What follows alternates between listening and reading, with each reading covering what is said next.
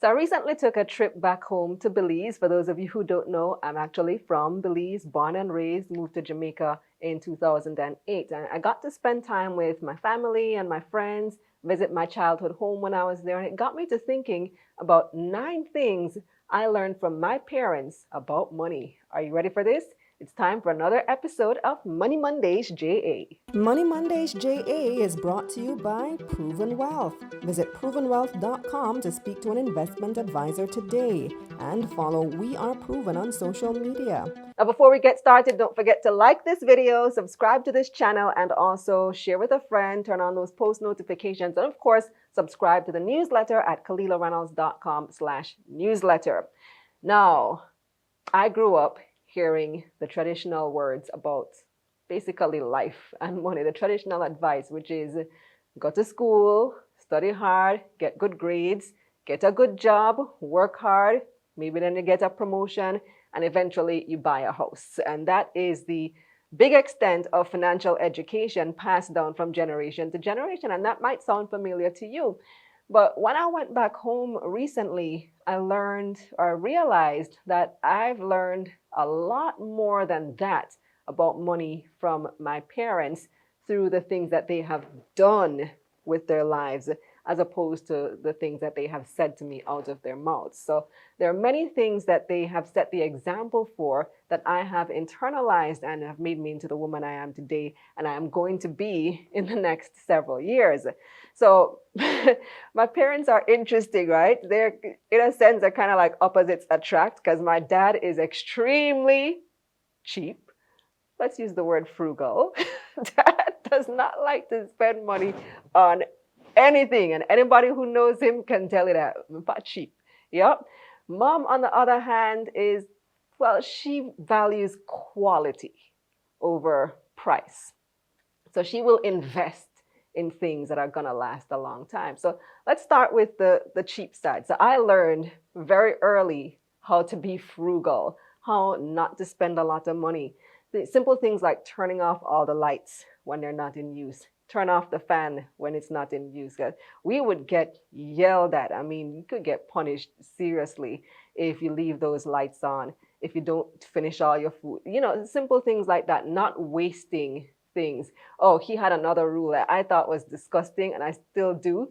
But you know, that's if it's yellow, let it mellow. If it's brown, flush it down. Oh my God. Okay, yeah, so that was his way of conserving water. And that was the rule in our house because of my dad's frugality. That's the nice word for it. So I learned very young how to save money, how not to waste things, and how to, live on less if you need to. And in part because of, that frugality, my parents were able to help me when I went to college. Even though I had a scholarship, you still had other expenses that you have to meet. Now, on the other hand, my dad says she likes to spend, but compared to him, anybody likes to spend, right?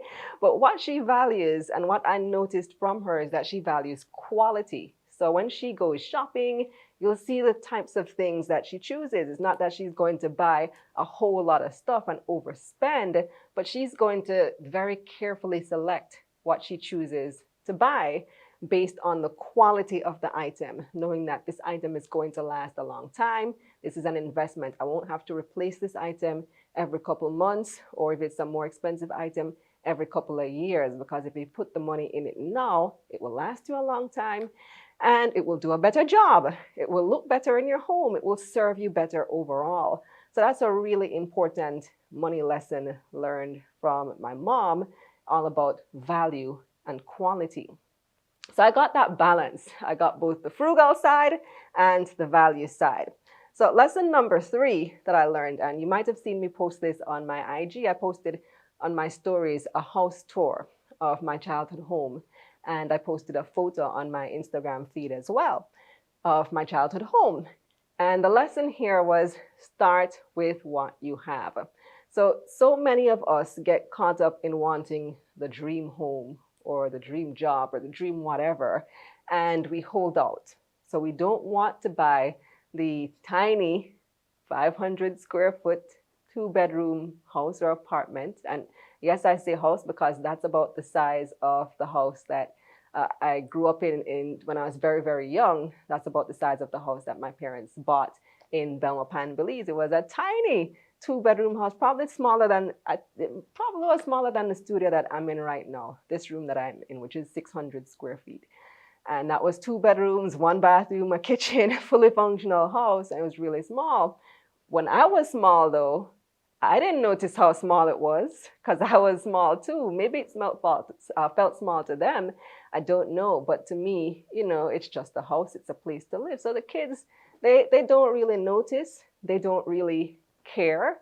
They just want to be with you. They want to have space to have fun. And we definitely had that. We had big yard space. When I was a little bit older, my parents added a 3rd bedroom to the house. My brother and I got our own bedroom. And then when I was a teenager, they built the upstairs to the house, and it started looking a lot more like that dream home that they may have envisioned many, many years before. And then later on, when I was an adult, the same year that I moved to Jamaica, actually, they built their dream home, and they're living in that home now. So their dream has gone through many iterations, many phases. But the important thing that they did was to start early and start young and to start with what they had.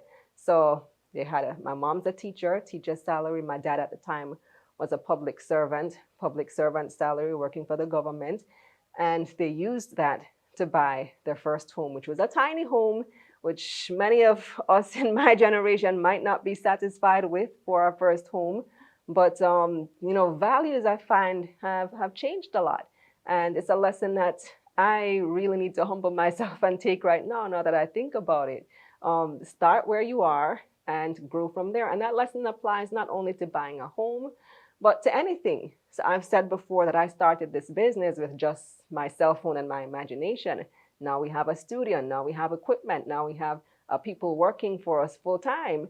And you just start where you are and you grow. Don't feel like you have to be perfect or have the dream situation in order to start. So that's the 3rd really important lesson that I learned from my parents. Lesson number 4 is to invest in real estate. Another one that I haven't taken up quite just yet, how I should. But now that I think about it, now that I've been home and looking at the things that they have done, I really think that is an important lesson. So we have talked about the keys to wealth creation. I talk a lot about stocks.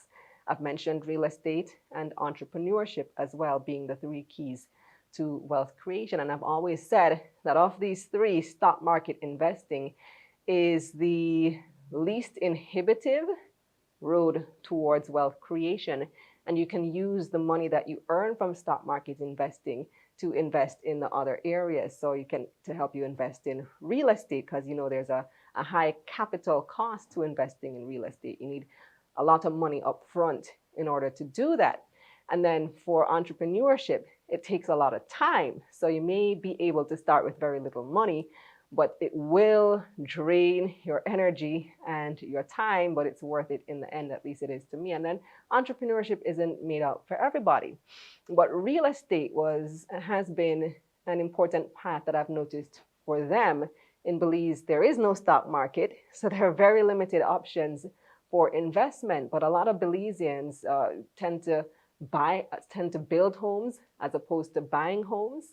And that tends to become your source of wealth for the family. So my parents now own a handful of property, which they rent. Sometimes my dad has a small construction company, so he would build for other people or may build and sell. And so what they have done is secured quite a decent income for themselves through real estate investment, through rental properties, buying and selling, buying and holding, because they have their own homes as well. And that is another important lesson. Lesson number 5 is to control your destiny. Control your own destiny. And by this, I mean simply, where the lesson came from my dad is, I strongly remember when this happened. So I told you that when I was growing up, he worked in the public service for the government. He was a quantity surveyor, still is a quantity surveyor. That's what he was trained to do, went to school for, and so on. And those are the people who will, when you're building something, you need to know how much to buy, right? And how much it's going to cost you. So he will do all the estimates for the building, for whatever project it is, tell you how many quantities of different materials you will need, and give you an estimate for how much everything will cost. So that's been his job. Quantity surveyor slash construction economist. I remember as a kid, those words just seemed so long. Like I didn't understand what it meant when people asked, so what does your dad do? And I'd be like, 5-year-old me, my daddy is a quantity surveyor and construction economist. These big, big words coming out of this little mouth reminds me of Nerissa, right? And I had no idea what that meant at the time, but I definitely understand what it is now. And it goes back to, his miser ways, figuring out how to do things for less. But coming back to the lesson now, which is controlling your own destiny. I distinctly remember the moment when he left his government job, his cushy government job, benefits and everything, to go out on his own and launch his own business and basically become an entrepreneur. And I distinctly remember him saying that, there was so much more money to be made when he's on his own, basically in the private sector, and he gets to set his own hours. And there were so many benefits that he was talking about. And I don't even remember how old I was. I don't think I was a teenager yet. I'd have to ask him what year he branched out on his own. And he's been on his own with his own business ever since. And clearly that's been good for him. And that's a lesson I learned just observing his experience with controlling his own destiny and his own environment. So I feel like the entrepreneurship bug has been in me for a long time. And they'll tell you I've always had it too. So lesson number 6 would be to minimize your business expenses. So ever since my dad started that business, he has had a home office. So he has not gone out and built some fancy thing anywhere. He has just worked from home, and he's been very diligent with that.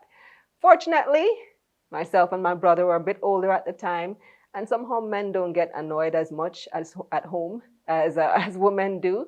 So that was able to work for him, but that was a way that he has been able to minimize his business expenses and still run a successful business.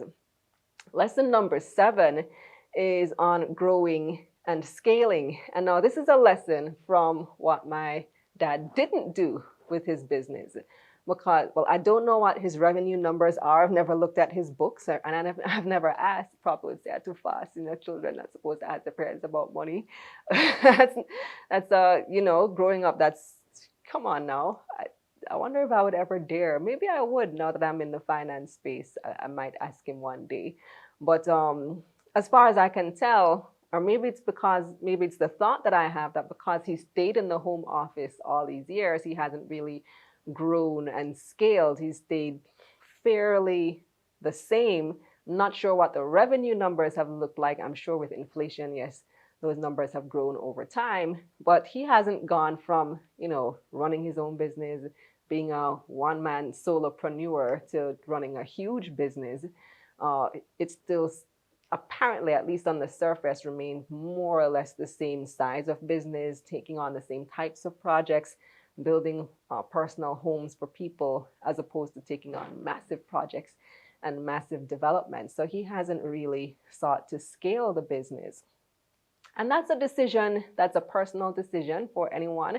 I think once you get comfortable as an entrepreneur and you're making enough money to support your family and be a little bit comfortable, a lot of people just, decide that they're comfortable there and they don't need to grow and scale any further. And I've always wondered, why he hasn't gone further with the business, because there are opportunities. But like I said, it's not something that everybody has the desire to do. But looking at that example, I realized I have the desire to grow and scale. So this is a business that I definitely want to take further. And I've been taking active steps to grow and scale my business. So it started out, like I said, with a cell phone and me. It's now grown to 4 full-time employees, a studio, equipment, various things, various revenue streams. And I have plans for where I want to take this business, growing and scaling. Lesson number 8 is on planning for retirement. And this is a lesson I actually learned by observing my grandparents, who I got to visit when I was home as well. So my grandparents, my dad, these are my dad's parents. My mom's parents passed. My grandmother, maternal grandmother died a few years ago. Maternal grandfather died several years ago and as a child. But my dad's parents are still alive and quite healthy. And they retired. They were both school teachers in Belize for a very long time up until retirement age, which was and still is in Belize, believe it or not, 55 years old, which is pretty young when you think about it. Like at 55, I feel like you're really at your peak of knowledge and you have so much more to contribute, which is probably why when they retired in Belize as school teachers, they migrated to the United States to take on additional careers. So now they have their pension as school teachers to collect, and they also would be earning from these careers in the US that they had decided to take on. So they were working in the United States for a number of years. I had the benefit of living with them for a couple of years while I was in college in New York as well.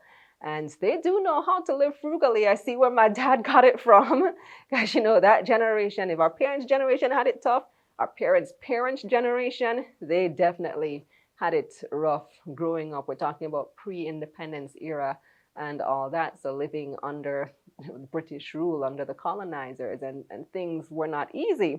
And they've taken that frugality throughout their lives, taken on a second job after retirement, and then when they retired from those jobs, went back to Belize to live comfortably on the earnings of both their pension as teachers and whatever earnings they would have saved up from the United States. I'm not sure if they invested any of that money into any type of pension fund there as well. But now they live quite comfortably and retired and happy, and they're able to pay for their bills. When I got married in 2015, they gave me a very handsome sum of money. And I think that's really awesome for grandparents to be able to have that level of support and income based on the fruits of their labor, to not have to be suffering and begging in their older age. My granddad actually has either Alzheimer's or dementia. I'm not even sure what the difference is, but he clearly doesn't remember me, which is sad, but he still seems happy. He doesn't remember even my dad or any of his children, so that's unfortunate. But he clearly has, you know, both of them in their 80s. My granddad is about to be 90. They have medical expenses and they're able to cover that on their own. They don't have to be asking or begging their children to support them in their elderly age, because they made those plans a long time ago for retirement. Matter of fact, when we went to their home recently, my dad was commenting that my grandma likes to spend. And he's like, look at the new couches and the new this and the new that in the house. I'm like, well, if they don't spend it now, when will they ever spend it? Because this is what they've worked all their lives to prepare for, to make sure that when they reach this age, they're comfortable. So that was a really great lesson to learn, again, by observation. And then the final lesson that I can, you know, wrap up into this neat video is about taking care of your body. And I don't know if it's directly a money lesson, but it has to be, because health equals wealth, right? And I remember growing up, my parents both struggled with being, I wouldn't say obese, they weren't obese, maybe a little bit overweight, right? My mom used to go, every now and again, she'd go through cycles where she likes to, you know, run around the ring road in Pelmapan and do some exercise. And then after a while, you don't really see her going anymore. My dad never really seemed to care much about exercise or diet. He just ate what was prepared, and you cook according to the traditions that you learn, which isn't the healthiest, by the way. But later on, as they grew older, and this has to be well into their 50s, or maybe late 40s, I started noticing them changing their diet, exercising more. They're fitter than me. Like both my parents, who are 20 plus years older than me, can run with me any day in an endurance race. Maybe not in a speed race, but in an endurance race like a 5K, they would definitely place ahead of me. I'm a little bit embarrassed to say, but that's just to demonstrate that they have been taking care of their bodies. They both collectively lost a lot of weight they eat healthy. So here's the question. What money lessons are you passing down to your children? Not necessarily by the things that you say, but the things that you're doing, the actions that you're taking. I hope you're passing down the lesson of investing, especially in stocks and that type of financial instrument. I hope you're passing down the lesson of, how to be frugal versus quality, and very important things that your children are going to take with them for generations to come. I'm Kalilah Reynolds. Thanks for watching. Make sure you like this video, subscribe to this YouTube channel, and turn on those post notifications. Also subscribe to my newsletter at KalilahReynolds.com/newsletter. And if you want to learn all about investing, then get my new masterclass, Investing for Beginners. It's available now. The link is in the description below so that you can start your journey towards financial freedom. I'm Kalilah Reynolds. Let's get this money. Money Mondays JA was brought to you by Proven Wealth. Visit provenwealth.com to speak to an investment advisor today and follow We Are Proven on social media.